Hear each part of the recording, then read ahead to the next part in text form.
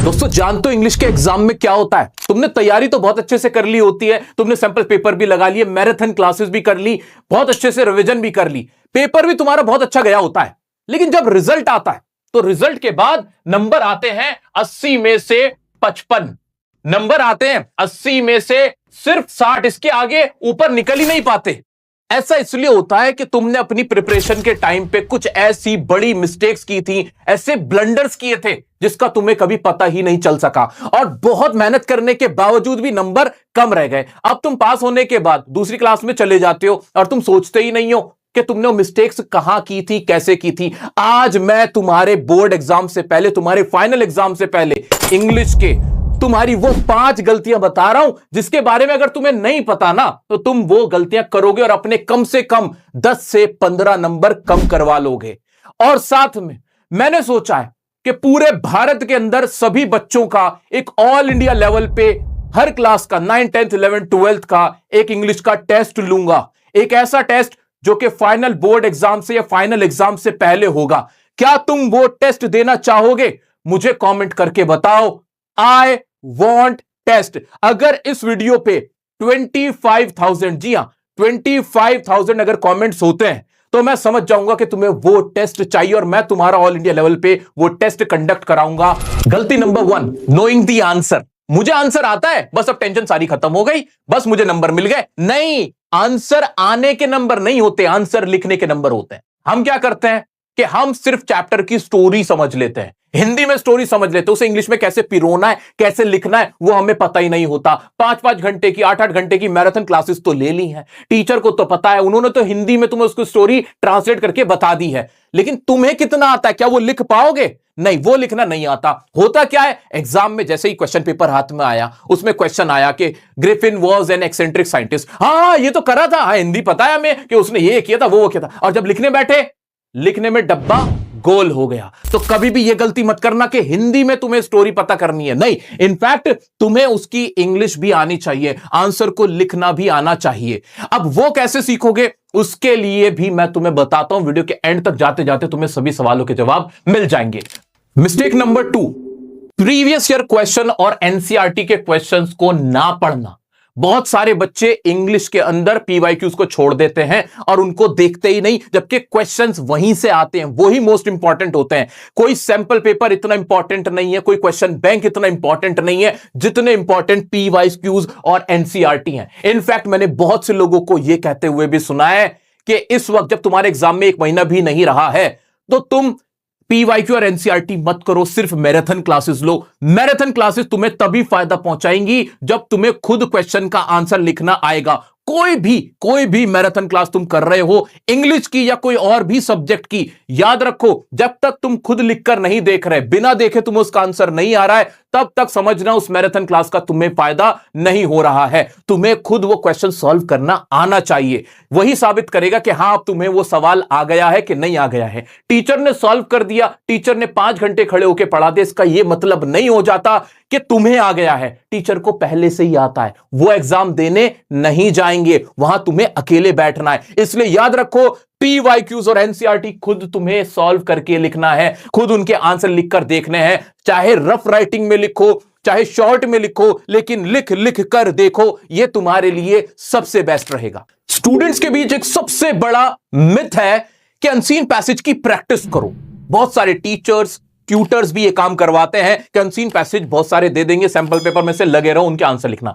याद रखो, unseen passage के अंदर ना कोई फॉर्मेट होता, ना कोई उसका राइटिंग का स्टाइल होता, वो सिंपल होता है। उसमें सिर्फ तुम्हें पढ़ना है, समझ आया तो ठीक, नहीं समझ आया तो तुम उसका कुछ नहीं कर सकते हो। इस चीज को अपने माइंड में एकदम क्लियर रखो। तो अगर तुम अननेसेसरीली अनसीन पैसेज में अपना टाइम लगा रहे हो तो इसका मतलब है तुम अपना टाइम वेस्ट कर रहे हो। इसकी जगह तुम्हें फोकस करना चाहिए कि तुम्हारी वोकैब बहुत अच्छी बने। वोकैब जितनी अच्छी तुम्हें आएगी उतना अच्छा तुम अनसीन पैसेज को समझ पाओगे, पढ़ पाओगे। साथ ही अपनी रीडिंग की हैबिट तुम्हें बढ़ानी होगी, क्योंकि अनसीन पैसेज किसी किताब से नहीं पूछे जाते हैं, किसी सैंपल पेपर से नहीं पूछे जाते, वो किसी को भी नहीं पता वो कहां से आएंगे।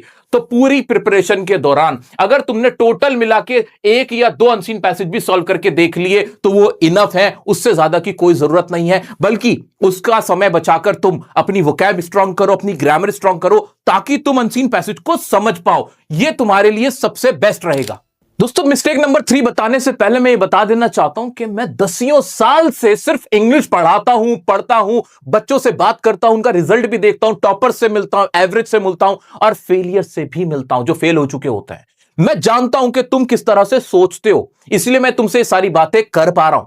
बच्चे क्या करते हैं, बहुत सारे बच्चों को इंग्लिश फ्लैक्स करने का भी शौक होता है। उनको लगता है मुझे इंग्लिश बोलना आता है तो मैं बहुत अच्छा इंग्लिश में स्कोर भी कर सकता हूं, कर सकती हूं। याद रखना, तुम्हारे खुद के जो इंग्लिश के कीवर्ड्स हैं, जो वोकैब तुम यूज कर रहे हो, वो एग्जाम में लिखने के नंबर नहीं होते, बल्कि जो चैप्टर्स के अंदर वोकैबुलरी यूज की जाती है, जो कीवर्ड्स यूज किए जाते हैं, एग्जामिनर तुम्हारा कॉपी चेकर वो देखकर तुम्हें नंबर देता है। तो तुम्हें वो कीवर्ड्स यूज करने, रादर देन तुम अपने मन से जो कि स्लैंग्स तुम यूज कर रहे हो या ऐसी वोकैब यूज कर रहे हो जो चैप्टर में थी ही नहीं, तो उसके मार्क्स नहीं मिलते। इस चीज को अपने माइंड में तुम्हें बिल्कुल क्लियर करके चलना है। जैसे चैप्टर, अगर कोई क्लास 10th की अगर मैं बात करूं, नेल्सन मंडेला का चैप्टर है लॉन्ग वॉक टू फ्रीडम, उसमें अपार्टाइड एक वर्ड यूज किया गया, तो तुम्हें वर्ड डालना होगा, वो लिखना होगा, क्योंकि वो बुक का इंपॉर्टेंट कीवर्ड है। इस तरह से तुम्हें अपने आंसर को फ्रेम करना है। तो अपने खुद के कीवर्ड्स यूज करने की कोशिश मत करना, जो चैप्टर्स में है तुम्हें वो डालने हैं। इसी तरह से राइटिंग सेक्शन के अंदर जो तुम्हारा लेटर होता है, जो तुम्हारा एनालिटिकल पैराग्राफ होता है, तुम्हारा आर्टिकल होता है, सभी क्लासेस की बात कर रहा हूं मैं 9 to 12th, इन सभी के आंसर लिखते वक्त तुम्हें कुछ स्पेसिफिक फ्रेजेस यूज करने चाहिए जो मैंने तुम्हें सिखा रखे हैं। अगर तुमने वो नहीं यूज किए तो तुम्हारा आंसर इंप्रेसिव नहीं लगता है। तो तुम्हें स्पेसिफिक कुछ वर्ड्स होते हैं, फ्रेजेस होते हैं, जिनको तुम्हें वहां लिखना ही है, जिससे तुम्हारा आंसर प्रोफेशनल लगेगा, नंबर ज्यादा मिलेंगे। लास्ट गलती जो कि मोस्ट इंपॉर्टेंट है तुम लोगों के लिए, वो है नॉट फॉलोइंग 5 TRP। 5 TRP क्या है? 5 TRP है टीओ सर का 5 टाइम्स रिवीजन प्लान। अगर तुमने ये रिवीजन प्लान फॉलो नहीं किया है तो तुम अपने कम से कम 20 नंबर मिस कर रहे हो, क्योंकि मैंने तुम लोगों के लिए YouTube पर फ्री में 5 टाइम्स रिवीजन प्लान शुरू किया हुआ है, जो कि बहुत फेमस है। पूरे भारत के बच्चे जानते हैं, 10th और 12th वाले, कि हर साल डियर सर का 5 टाइम्स रिवीजन प्लान आता है, जिसमें मैं तुम्हारी एग्जाम से कम 5 बार रिवीजन कराता हूं। तुम्हें इतना घोल के पिला देता हूं कि तुम्हें एग्जाम फिर इंग्लिश का हलवा लगने लगता है। अगर तुमने ये प्लान फॉलो नहीं किया है तो तुम बहुत बड़ी मिस्टेक कर रहे हो। That's a blunder. अगर तुमने फॉलो नहीं किया तो ये बहुत बड़ा ब्लंडर कर रहे हो। तुम्हें मेरे बताए रास्ते पे चलने में बहुत फायदा होगा। मेरा एक्सपीरियंस, मेरी मेहनत तुम्हें नंबर दिला के आएगी। तो अगर तुमने इसकी पहली रिवीजन वीडियो नहीं देखे हैं तो फर्स्ट रिवीजन पहले कंप्लीट कर लेनी है 2x पे। सेकेंड रिवीजन, लाइव रिवीजन चल रही है 10th की भी और 12th की भी। डेट्स यहां पे मेंशन कर दी गई हैं। क्लास 10th की लाइव रिवीजन लेक्चर की डेट्स है और ये 12th की डेट्स है। तुम्हें ये सब live revision lectures on time देखने हैं, अच्छे से देखने, जो मैं बताता जाऊं वो करता जाना है। और साथ में आंसर राइटिंग के जो भी मैं पॉइंट्स तुम्हें समझाऊं, जो भी वोकैब मैं तुम्हें दूं, तुम्हें वो फॉलो करनी है। दोस्तों, उसके बाद मुझे पूरी उम्मीद है कि इंग्लिश के एग्जाम में तो तुम्हारे बहुत बढ़िया नंबर आएंगे। तुम्हें कोई भी डाउट हो, कहीं कोई दिक्कत हो, ये रहा मैं इंस्टाग्राम पे, यहां कमेंट में, कहीं पे भी तुम मुझसे पूछ सकते हो। तुम्हारा बड़ा भाई तुम्हारे साथ खड़ा है। 5 TRP के साथ 80 में से 80 नंबर लाएंगे, इस विजन के साथ जाएंगे, ये हमारा गोल होगा और इंग्लिश में धुएं उड़ाएंगे। याद रखना, last but not the least, English में उसके नंबर नहीं आते जिसकी इंग्लिश बहुत अच्छी होती है। क्या कहा मैंने? इंग्लिश के एग्जाम में उसके नंबर नहीं आते जिसकी इंग्लिश बहुत अच्छी होती है। इनफैक्ट इंग्लिश में उसके अच्छे नंबर आते हैं जो एग्जाम में लिखकर सही आता है। अगर तुमने कोई चैप्टर पढ़ा, चैप्टर की कुछ लाइंस तुमने रट के वहां उगल के आ गए, इंग्लिश नहीं भी आती तो भी नंबर मिलते हैं।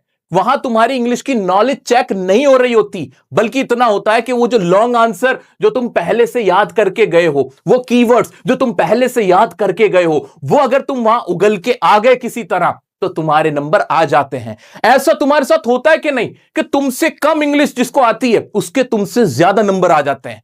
और तुम्हारे कम रह जाते हैं। वो इसीलिए रह जाते हैं क्योंकि इंग्लिश के एग्जाम में इंग्लिश का टेस्ट नहीं होता, उन चैप्टर्स का टेस्ट होता है, उन लेटर राइटिंग के फॉर्मेट का टेस्ट होता है, जो कि 2-4 बार अगर तुम देख लोगे और उगल के आ जाओगे तो भी नंबर मिल जाएंगे। ये मैं तुम्हें लूप होल बता रहा हूं तुम्हारे इंग्लिश के एग्जाम का।